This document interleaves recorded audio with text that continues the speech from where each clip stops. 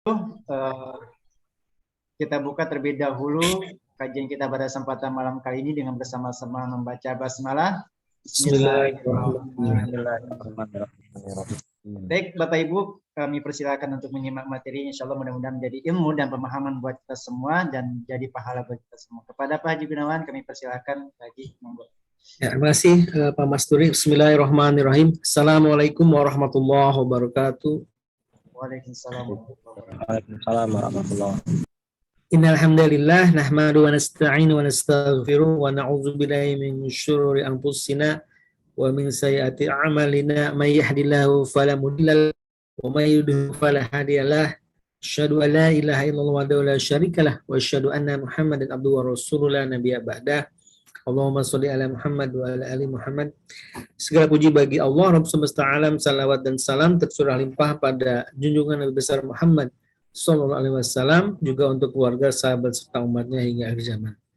Alhamdulillah Bapak-bapak dan Ibu sekalian, pada malam hari ini kita bisa berjumpa kembali dalam acara Zoom, acara Akidah Bisnis Coaching ya. Dan pada malam hari ini ya, kita bertempatan dengan materi yang ke-9 tentang qada dan qadar ya.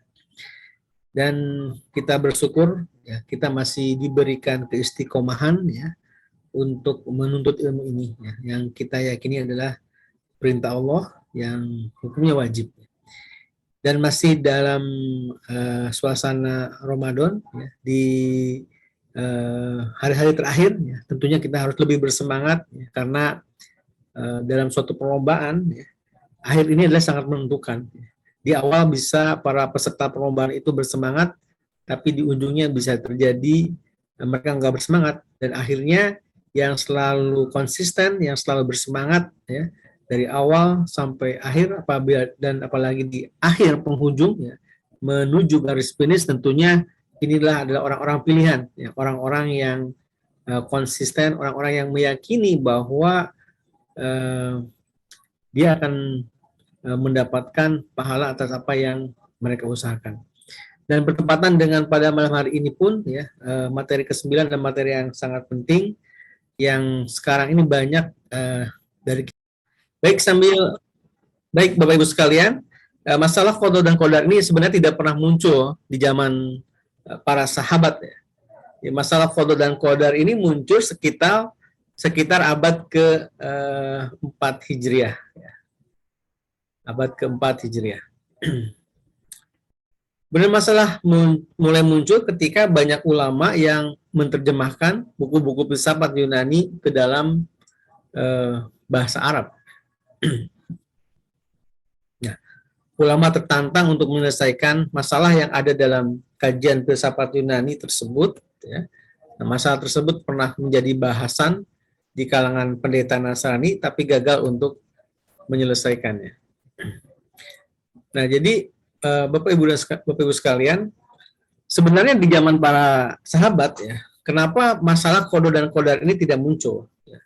Ya karena memang pada saat itu ada tempat bertanya. Ya. Para sahabat ketika ada masalah, ya, para sahabat bertanya kepada Rasulullah SAW.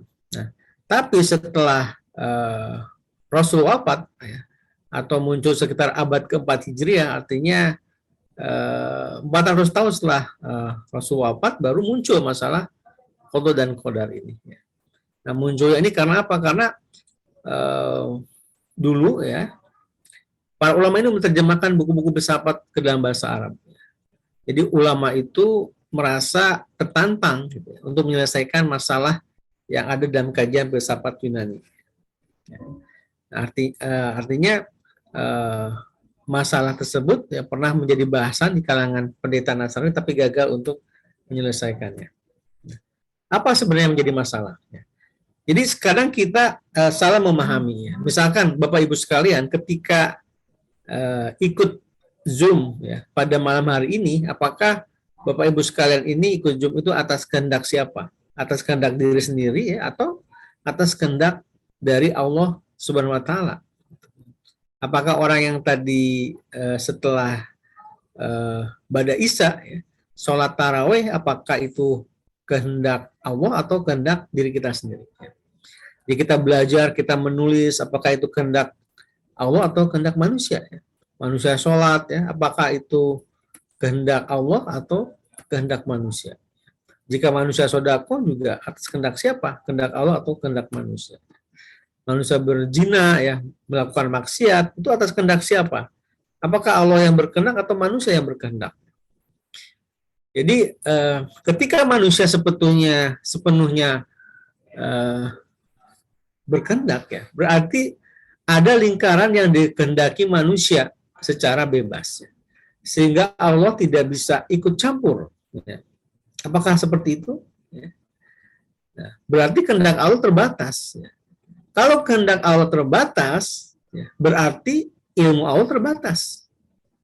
Berarti Allah belum tahu apa yang akan terjadi. Misalkan ini, setelah acara ini selesai, saya akan makan atau saya akan tidur. Apakah Allah sudah tahu apa yang akan terjadi setelah acara ini? Saya belum memutuskan akan makan atau tidur.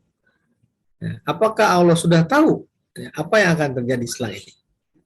Atau misalkan Pak Masturi, ya, Pak Masturi menikah tahun berapa? Ya, apakah Allah sudah tahu? Atau kita akan meninggal tahun berapa? Ya, apakah Allah sudah tahu? Apakah kita nanti akan masuk surga atau neraka? Apakah Allah juga sudah tahu? Ya, sudah tahu, ya, sudah tahu pasti. Jadi apakah juga tidak mungkin berubah? Terus apakah seseorang yang rajin sholat, ya, seseorang yang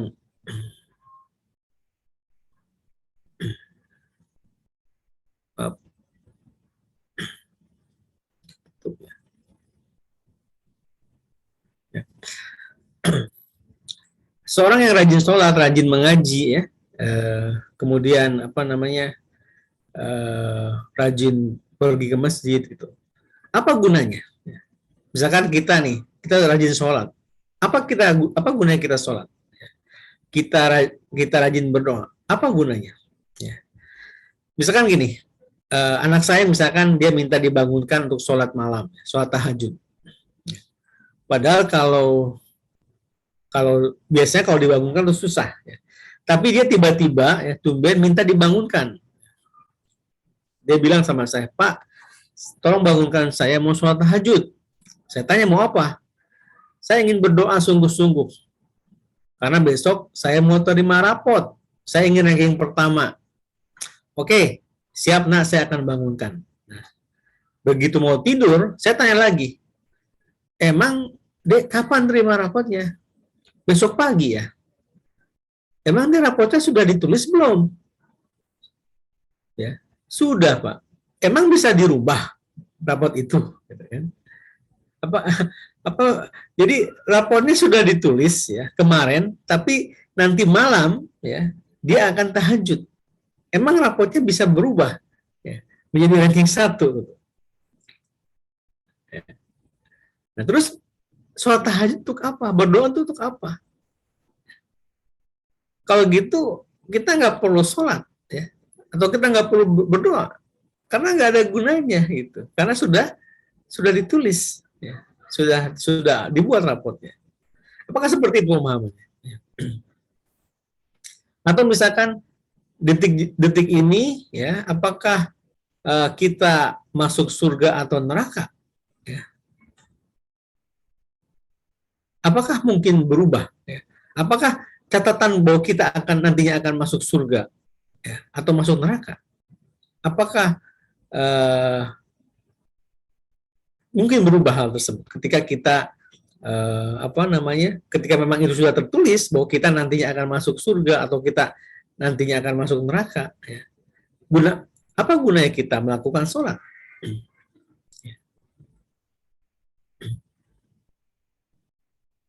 Jadi kalau memang sudah ditetapkan misalkan seorang masuk neraka, ya, apa gunanya dia sholat sampai jungkir balik dia sholat, itu rajin sholat. Nah, apakah tulisan Allah tentang surga nerakanya itu, ya, apakah itu masih bisa berubah? Nah, apakah ketika seseorang ditulis oleh Allah ya bahwa dia akan masuk surga atau neraka ya, apakah Allah sudah menulis hal tersebut? Ya, tentunya sudah ya. Apakah itu bisa berubah? Ya. Bahkan sudah ditulis di Lauhul Mahfudz ya. Sebelum alam semesta diciptakan ya, segala sesuatunya sudah tertulis di Lauhul Mahfudz ya. Misalkan umat Islam terpuruk, umat Islam terinjak-injak, ya. Apakah itu karena takdir Allah? Ya. Atau memang kesalahan umat Islam? Ya. Atau misalkan seorang yang keluar dari lembaga ribawi ya, seperti bank, apakah itu karena takdir? Ya. Atau karena keinginan sendiri? Ya. Ya. Enak ya kalau yang ditakdirkan ya sudah keluar dari bank, jadi orang soleh, ya. Nanti masuk surga. Sementara ada orang yang ditakdirkan untuk tidak keluar dari bank. Lalu di mana keadilan Allah Subhanahu Wa Taala? Nah, insya Allah kita akan bahas permasalahan-permasalahan ini, ya. Jadi jangan sampai kita keliru memahami. Atau misalkan apakah bisnis kita ini, ya, atau misalkan kita ini kok jabatan di kantor nggak naik-naik, ya. Apakah itu sudah takdir? Ya. Atau kalau misalkan kita punya bisnis, ya bisnis kita kok nggak maju-maju, apakah itu sudah takdir? Ya. Atau memang kita kurang berusaha? Ya. Nah itu insya Allah akan kita bahas mengenai hal ini.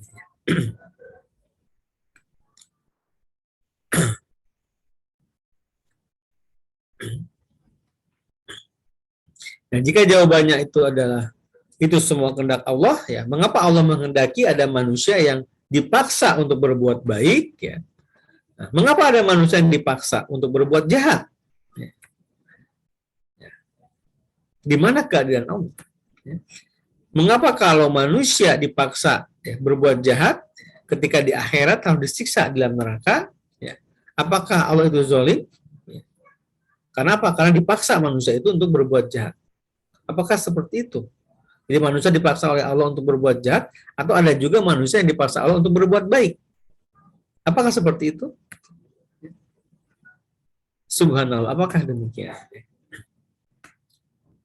Nah, jika sebaliknya, ya berarti manusia punya kebebasan, ya, kebebasan untuk berbuat. Ya. Itu semua sebenarnya kehendak manusia. Apakah seperti itu? Jika manusia memiliki lingkaran kebebasan, ya, kebebasan berbuat, ya, maka kehendak Allah itu terbatas. Berarti Allah tidak akan mengetahui apa yang akan diperbuat manusia. Apakah dia akan pulang ke rumah atau terus pergi ke kantor. Jadi misalkan nih setelah Bapak Ibu sekalian melakukan mengikuti acara ini, apakah mau langsung tidur, ya, ataukah mau baca Quran? Gitu. Itu sebenarnya keinginan Bapak Ibu sekalian atau keinginan Allah. Ya, ketika memutuskan untuk baca Quran, apakah keinginan manusia atau keinginan Allah? Ya. Berarti Allah juga belum mengetahui apakah seorang manusia itu akan masuk surga atau masuk neraka nantinya. Jadi kalau kita misalkan bertekad kuat untuk rajin sholat, rajin sodako, ya, rajin beribadah, ya.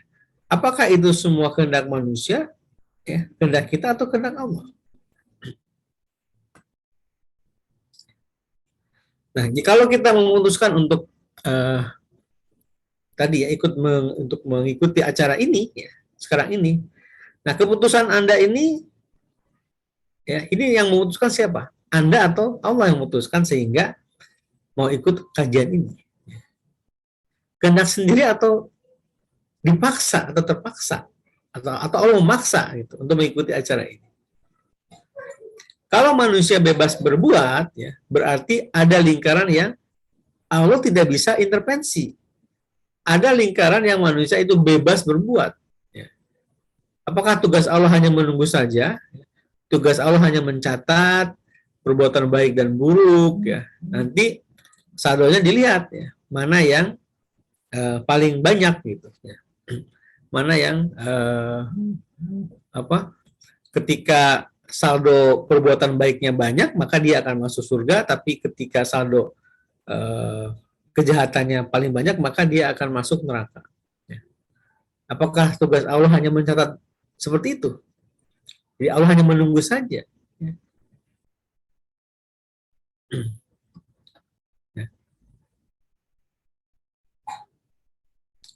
Nah, kalau semua kehendak Allah, ya, jadi kita ini seperti wayang gitu kan, seperti wayang ya. Ada kotak Kurowo, ada kotak Pandowo gitu kan.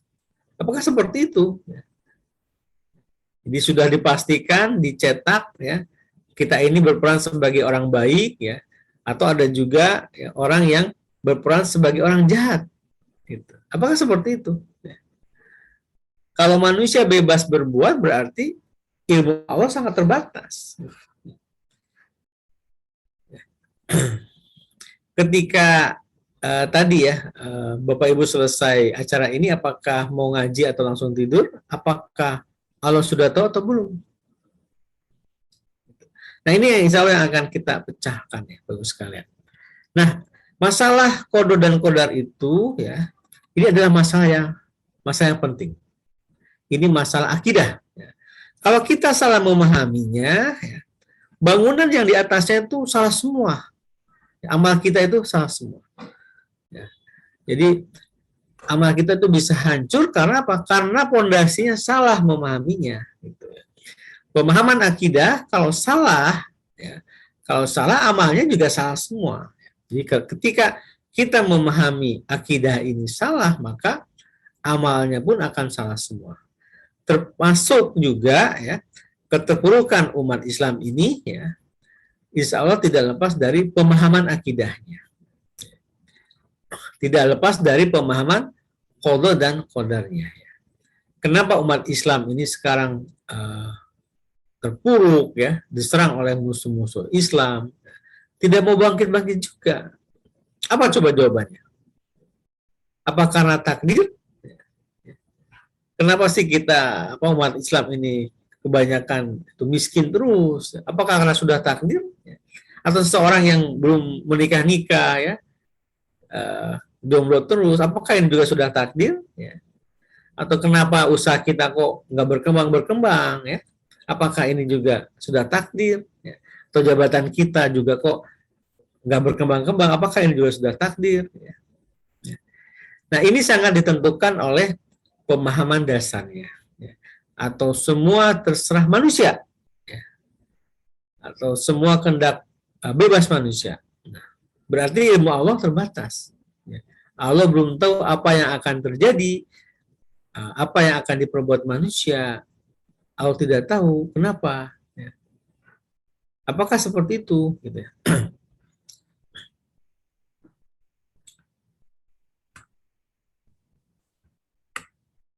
Nah, jika sebaliknya ya, berarti irodah atau kehendak Allah itu terbatas. Ya. Termasuk ilmu Allah itu. Ya. Ilmu Allah itu juga terbatas. Jadi yang pertama itu ada orang yang memahami bahwa semua itu adalah kehendak Allah. Gitu. Tapi ada juga yang memahami bahwa semua itu adalah kehendak manusia. Jadi ketika manusia ingin melakukan suatu perbuatan baik, ya, itu sebenarnya atas kehendak manusia, bukan kehendak Allah. Nah, berarti irodah atau kehendak Allah itu terbatas, termasuk ilmu Allah itu juga terbatas. Ya. Subhanallah, apakah memang demikian? Ya? Jika tidak, ya berarti Allah Maha berilmu. Ya. Allah Maha mengetahui apa yang sudah terjadi, ya. Sedang terjadi maupun yang belum terjadi, termasuk yang lahir maupun yang batin. Berarti Allah pasti sudah mengetahui ya, apa yang belum dilakukan manusia, apakah nantinya akan menjadi baik ya, atau akan menjadi jahat. Ya. Apakah seperti itu? Ya. Termasuk Allah juga mengetahui secara pasti ya, manusia itu besok akan masuk surga atau masuk neraka.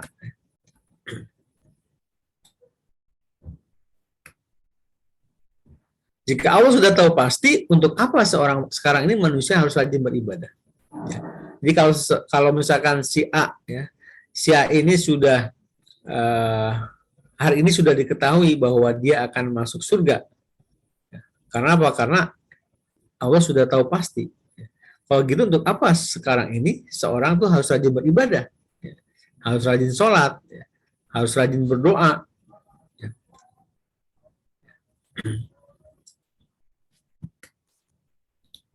Karena kalau gitu nggak ada gunanya dong sholat, puasa, ya. Karena apa? Karena sudah ditentukan oleh Allah. Gitu. Apakah seperti itu? Karena Allah sudah tahu pasti surga dan nerakanya orang tersebut. Subhanallah, apakah memang demikian?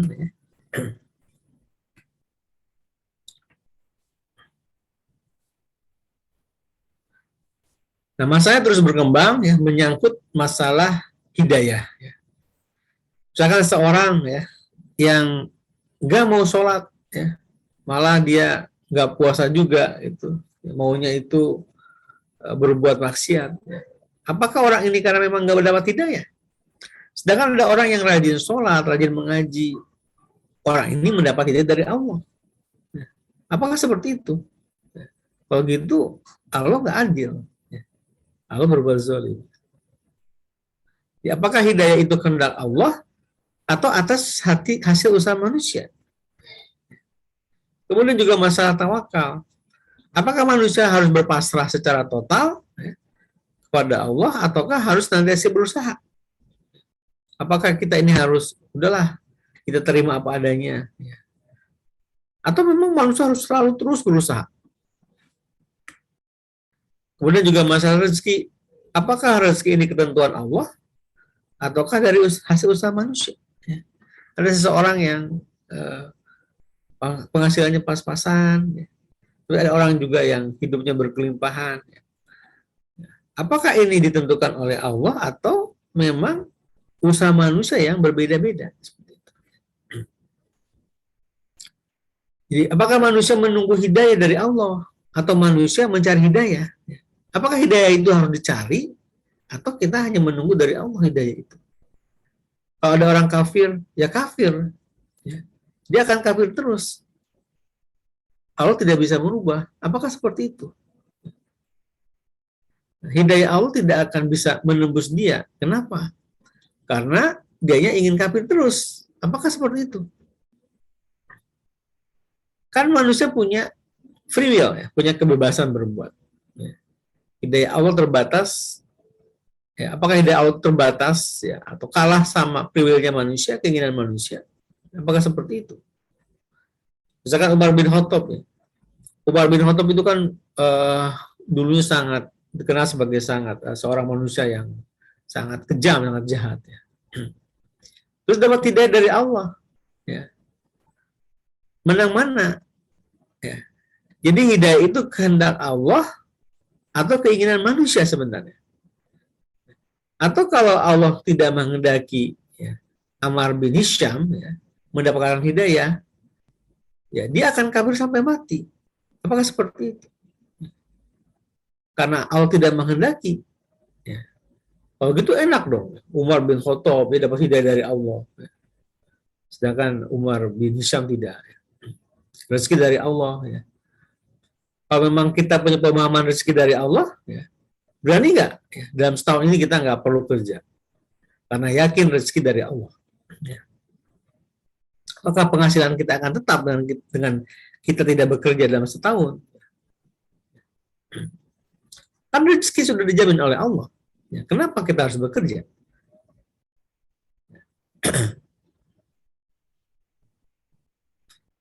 Kalau rezeki sudah dijamin, kenapa mesti dicari? Atau misalkan jodoh itu di tangan Allah. Kalau jodoh sudah dijamin, kenapa kita mesti cari jodoh? Seperti itu, ya. Apakah demikian pemahamannya? Kemudian juga masalah ajal, ya. Apakah ajal itu ketetapan Allah ataukah tergantung dari usaha manusia? Ya. Ada orang yang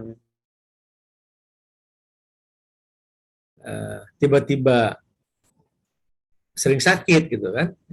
Jadi nggak usah berobat lah. Kan ajal itu udah ketetapan Allah. Jadi kita nggak perlu berobat. Ya. Ataukah memang harus seperti apa? Ya. Masalah doa juga ubah ketentuan Allah atau tidak sebenarnya. Dan masih banyak masalah lainnya. Ya. Ajal itu sudah ditetapkan. Ya, kalau gitu kenapa kita takut mati? Ya, kalau gitu kalau kita sakit nggak usah berobat. Apakah kematian itu bisa lebih cepat? Apakah kematian itu juga mengikuti jadwalnya? Gitu kan? Apakah ajal sudah ada ketetapannya? Ataukah masih bisa berubah ajal itu? Misalkan doa juga, doa bisa merubah catatan di Lauhul Mahfuz, ataukah memang tidak? Ya? Kan di Lauhul Mahfuz katanya manusia itu sudah ketahuan dia akan seperti apa. Kalau gitu fungsi doa itu untuk apa? Atau misalkan doa, apakah bisa memperpanjang ajal kita atau tidak? Ya? Apakah doa bisa memperpanjang usia kita atau tidak? Apakah doa juga bisa menambah rezeki kita atau tidak? Katanya kan rezeki sudah ketetapan Allah. Rezeki bisa berubah atau tidak? Karena sudah menjadi ketetapan. Jadi untuk apa kita berdoa? Dan bisa memperpanjang usia. Kalau bisa berarti ajal itu masih bisa berubah. Nah ini adalah masalah-masalah yang belum bisa dipecahkan oleh umat Islam. Jangan-jangan kita pun masih belum bisa memahami permasalahan-permasalahan seperti ini.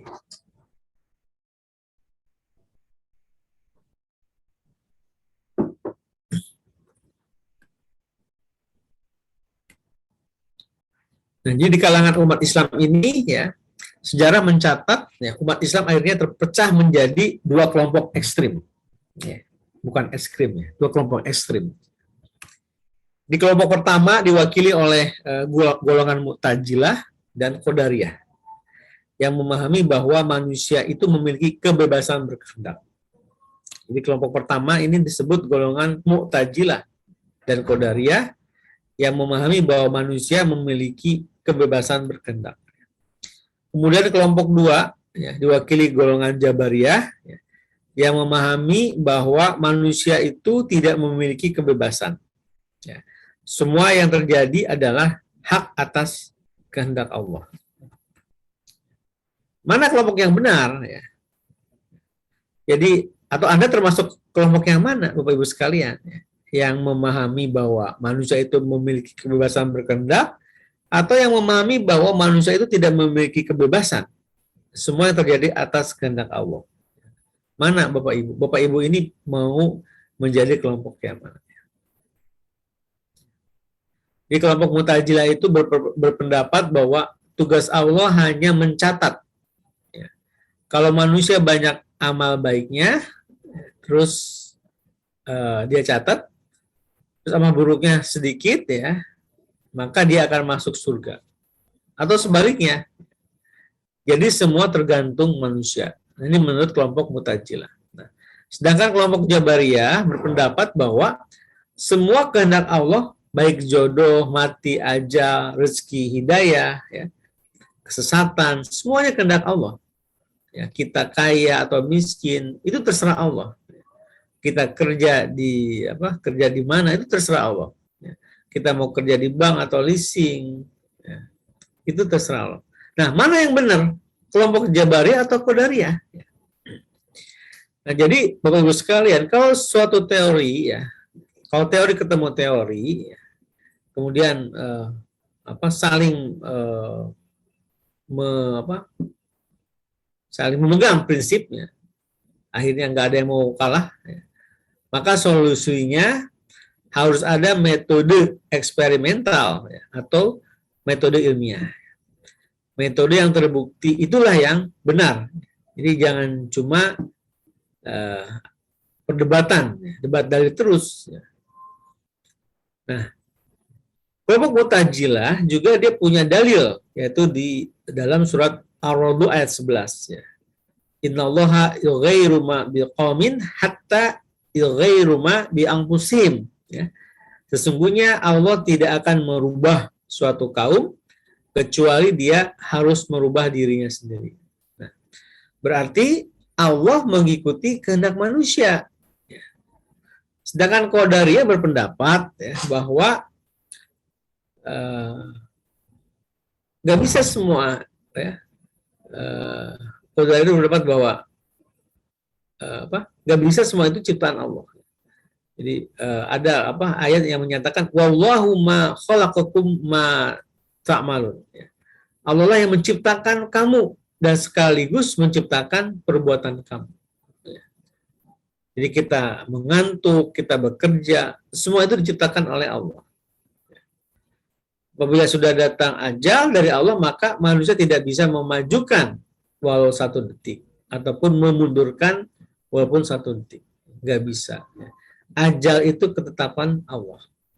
Kalau sudah waktunya ajal, tidak bisa dimundurkan ataupun dimajukan, walaupun hanya 1 detik.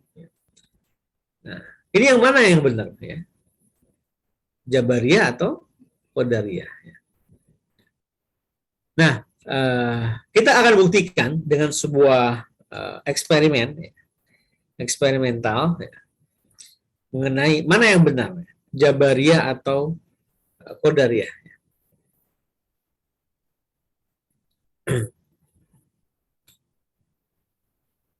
Jadi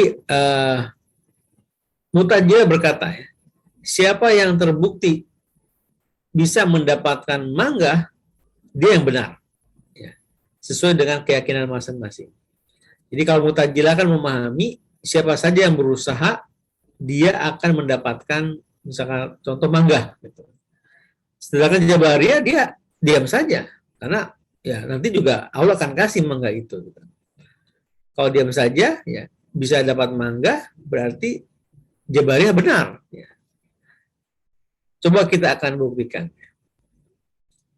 Ya. Akhirnya yang Jabariyah tinggal di rumah saja. Ya. Dia diam di rumah. Nah, nanti kalau dia dapat mangga, berarti dia yang benar. Tapi kalau Mu'tazilah, dia keluar dari rumah. Dia pergi ke suatu pasar, kemudian dia cari mangga. Dibelilah mangga 1 keranjang. Nah, pulanglah sampai ke rumah. Jabariyah diam di rumah. Ya. Jadi dia nggak dapat mangga. Berarti kan yang benar Mu'tazilah. Karena dia sudah berusaha ya, untuk dapat mangga. Akhirnya selesai. Ya. Jadi si Mu'tazilah ini bikin pesta, gitu, syukuran. Karena apa? Sudah kelihatan skornya dia menang 1-0. Ya. Menang Mu'tazilah. Ya. Sehingga dia syukuran makan mangga. Gitu kan. Nah yang Jabariyah diam, ya. Diam saja dia. Ya. Dia ngeliatin orang makan mangga. Akhirnya yang si Mu'tazilah ini lama-lama kan kasihan gitu. Sudahlah kalah ya. Si Jabariyah ini gak dapat mangga juga. Akhirnya apa? Dikasihlah 1 mangga oleh Mu'tazilah. Ya, begitu dapat mangga, ya, Jabariyah bilang, inilah kalau Allah sudah menghendaki. Walaupun dari tadi saya diam, saya tetap dapat mangga. Ya, seperti itu. Ya. Ini sebuah kisah gitu kan, antara Jabariyah dan Qadariyah.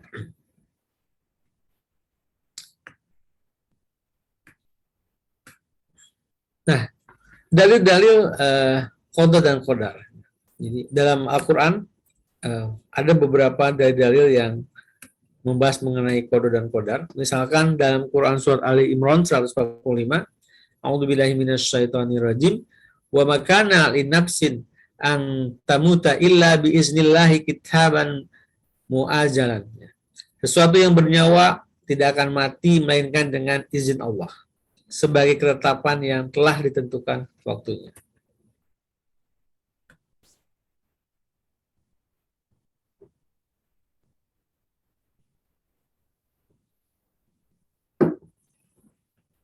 Kemudian dalam Quran surat Al-A'raf 34, Walikuli ummatin ajal. Fa idza jaa ajaluhum la yastakhiruna sa'atan wa la yastaqdimun. Tiap-tiap umat mempunyai batas waktu. Maka apabila telah datang waktunya, mereka tidak dapat mengundurkannya barang sesaat pun dan tidak pula memajukannya.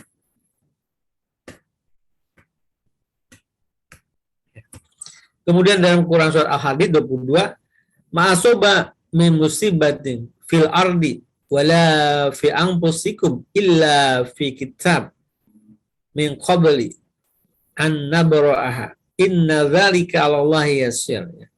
Tidak suatu bencana pun yang menimpa di bumi dan tidak pula pada dirimu sendiri, melainkan telah tertulis dalam kitab Lauhul Mahfuz sebelum kami menciptakannya. Semua yang demikian itu adalah mudah bagi Allah. Kemudian dalam Quran surah At-Taubah 51, Kul la yusibana illa ma kataballahu lana huwa maulana wa 'alallahi falyatawakkalul mu'minun. Ya. Katakanlah sekali-kali tidak akan menimpa kami melainkan apa yang telah ditetapkan oleh Allah bagi kami. Dialah pelindung kami dan hanyalah kepada Allah orang-orang beriman harus bertawakal.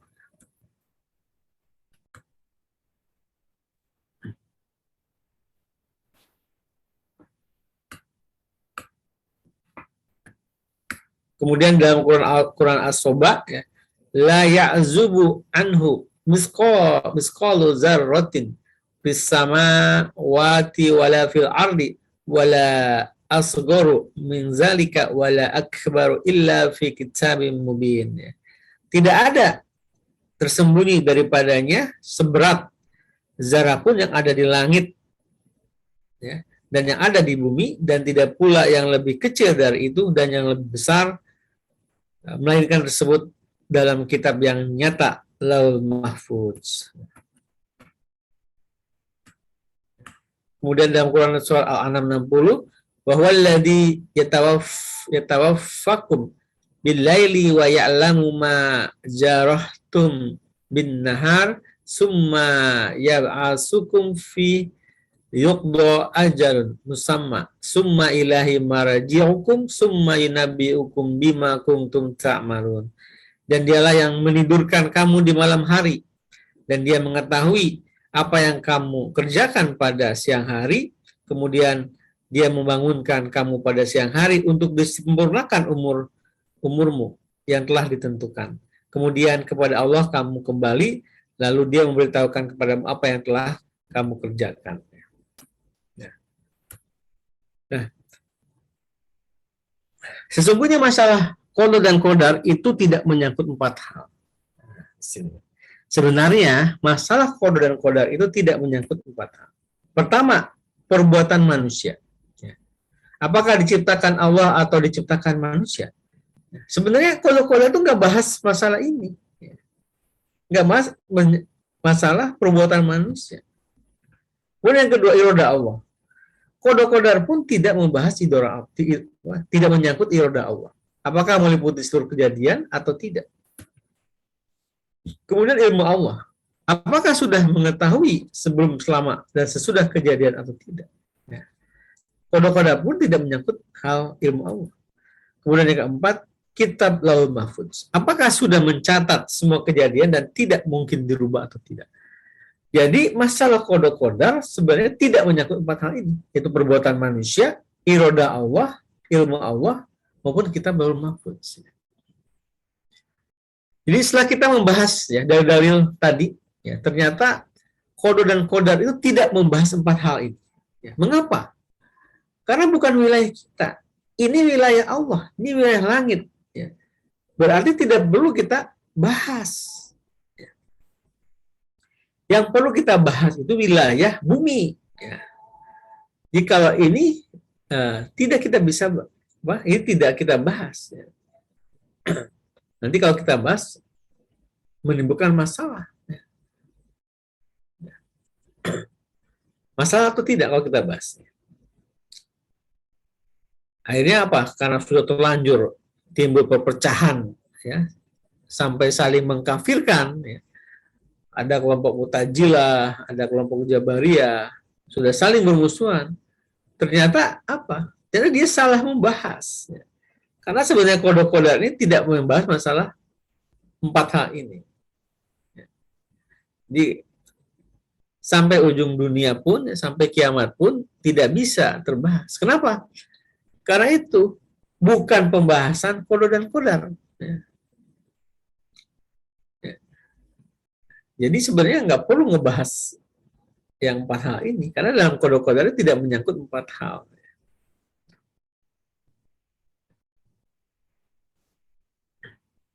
Nah, masalah Qadha dan Qadar ini mudah sebenarnya diselesaikan ya. Kalau kita sudah paham ya, tentang teori berpikir tingkat 1, 2, 3. Kalau kita sudah paham teori berpikir tingkat 2 ya, pertanyaan seperti ini jawabannya mudah. Di masalah Qadha dan Qadar tidak menyangkut 4 hal ini karena sudah jelas. Sudah jelas. Kalau sudah jelas, kenapa ya, mesti kita bahas? Kenapa sudah jelas? Karena sudah dibuka dalilnya. Jadi berpikir tingkat 2 itu kan berpikir yang ghaib. Dulu kita sudah belajar berpikir tingkat 2. Berpikir tentang hal yang ghaib. Dan kita tidak bisa berpikir yang ghaib kecuali harus ada dalilnya. Contohnya apa? Dalilnya telapak ban misalkan.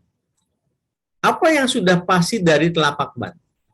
Yaitu ada yang membekasinya. Ya sudah sebatas dalilnya. Gitu. Nah kalau diskusinya ditambah, terus kalau ada telapak ban seperti ini, mobilnya merek apa? Nah itu kan jadi kacau gitu kan. Dalilnya hanya telapak ban. Ya. Kalau dalilnya telapak ban, ya, nanti kita diskusi tentang mobil yang lewat merek apa, ya. Nah, diskusinya jadi keblinger. Gitu.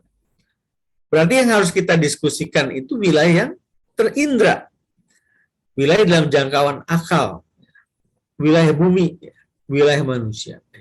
Nah ini yang kita bisa diskusikan. Kenapa?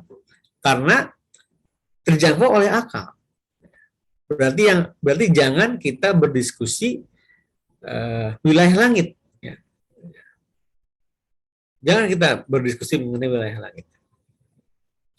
Jadi kita jangan mendiskusikan yang tidak terindra. Jadi harus sebatas dalil.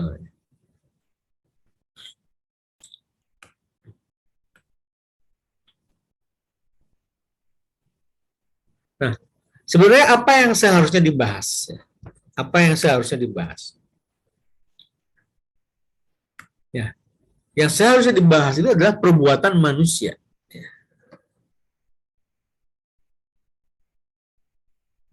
Jadi yang seharusnya dibahas adalah perbuatan manusia. Jawabnya secara jujur. Ketika kita berbuat, apakah bebas seseorang itu berbuat, ataukah seorang itu berbuat karena terpaksa? Kalau terpaksa, apakah terpaksa? Ya. Mengapa kalau terpaksa? Jika baik, ya, kalau terpaksa itu dia akan mendapat pahala. Ya. Jika buruk, dia akan mendapat siksa. Atau apakah perbuatan manusia itu bebas? Ya. Benarkah kita bebas berbuat? Ya. Mengapa kita tidak bisa mengendalikan detak jantung kita? Kalau kita memang bebas berbuat, ya, mengapa kita nggak bisa mengendalikan detak jantung kita? Ya. Jadi ternyata manusia itu berbuat ya tidak bebas. Buktinya apa? Buktinya kita tidak bisa mengendalikan detak jantung kita. Nah, kemudian apakah manusia juga terpaksa ya, berbuat? Ternyata tidak juga terpaksa berbuat.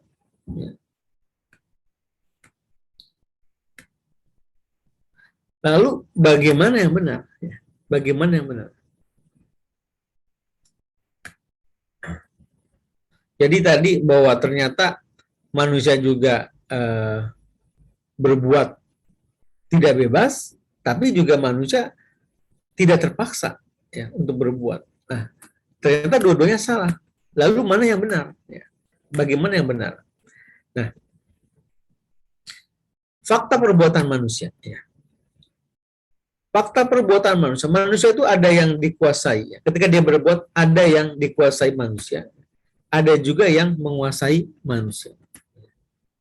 Nah, kalau yang menguasai manusia itu terkait dengan nizamul wujud. Ya. Kemudian ada juga yang di luar nizamul wujud. Nah, yang dikuasai oleh manusia, ya, fakta perbuatan manusia yang dikuasai manusia itu yang akan dihisab oleh Allah SWT. Ketika sesuai syariat, maka dia akan mendapatkan pahala. Tapi ketika melanggar syariat, ketika manusia itu berbuat kemudian dia melanggar syariat, maka dia akan mendapatkan siksa. Nah, kemudian ketika fakta perbuatan manusia, ya, ada yang menguasai manusia. Ya. Nah, ada yang terkait nizamul wujud, ada yang di luar nizamul wujud. Nah, ini memunculkan qada Allah. Ya. Ini tidak dihisab oleh Allah. Yang namanya qada Allah tidak dihisab oleh Allah SWT. Nizamul wujud itu kehendak alam, ya, kehendak sunatullah. Contohnya apa? Contohnya kita lahir dengan wajah kita yang seperti ini, ya. Lahir kita menjadi seorang laki-laki. Nah, itu terpaksa. Tapi ada perbuatan-perbuatan yang terpaksa, tapi berasal dari kehendak manusia. Ada perbuatan yang terpaksa, tapi berasal dari kehendak manusia. Contohnya begini, kita mau menembak suatu burung. Malah yang kena bukan burung, malah kena orang. Atau contohnya gini, kita mau pulang ke rumah, ya. Atau seseorang mau pulang ke rumah, malah dia jadinya ke rumah sakit. Karena apa? Karena dia ditabrak dari belakang. Nah, untuk kejadian yang menguasai manusia, yang menimpa manusia, itulah yang disebut dengan qada. Dan qada itu tidak dihisab. Ya. Jadi qada itu kejadian yang menimpa manusia secara terpaksa. Dan manusia tidak bisa memilih. Jadi kalau kita nggak ganteng, ya, itu jangan bersedih. Ya.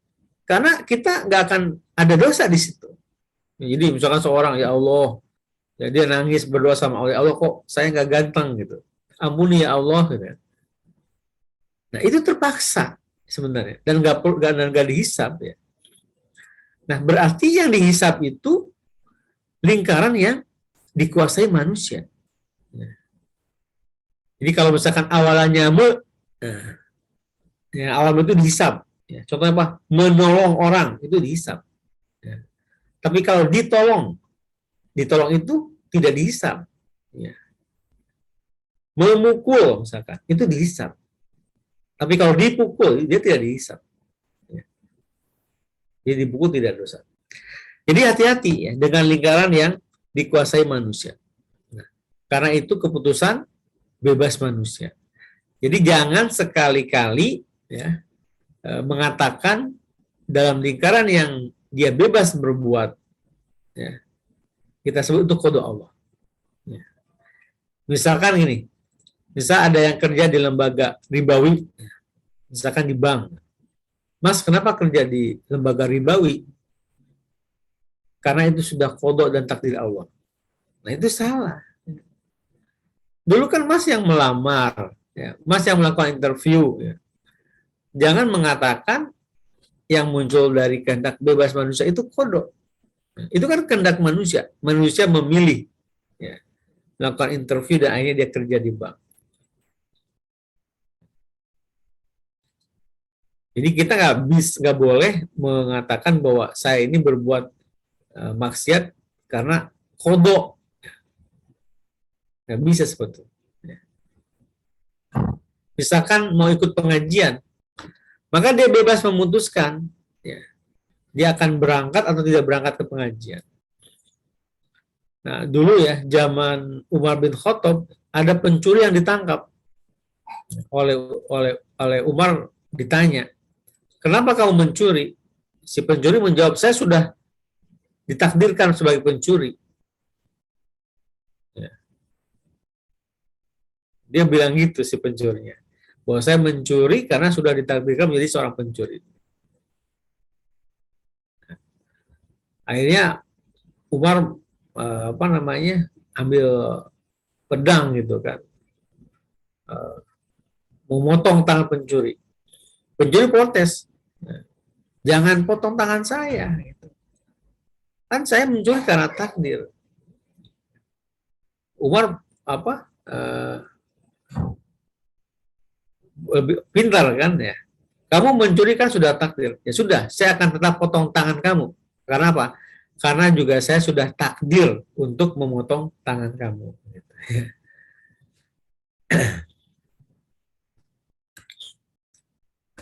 Nah, kemudian bagaimana dengan qadar? Qadar itu bicara mengenai khasiat benda. Ketika kita bicara mengenai qadar, maka kita bicara mengenai sebuah khasiat benda. Khasiat benda. Bahwa setiap benda itu memiliki khasiat, ya, memiliki khasiat. Ya. Misalkan api itu bisa membakar. Ya. Pisau bisa memotong. Roti itu bisa mengenyangkan. Ya, dan lain-lain. Ada juga qadar Allah. Kalau tadi dikatakan bahwa qadar atau qadar Allah itu tidak dihisab. Ya. Jadi benda itu kan punya khasiat ya. Nah, qadar Allah tidak dihisab oleh Allah. Tapi Allah bisa berbuat ya, berhak untuk mencabut khasiat tersebut. Jadi kita bicara qadar ya, itu bicara khasiat benda. Nah, terkait dengan benda-benda ya. Setiap benda itu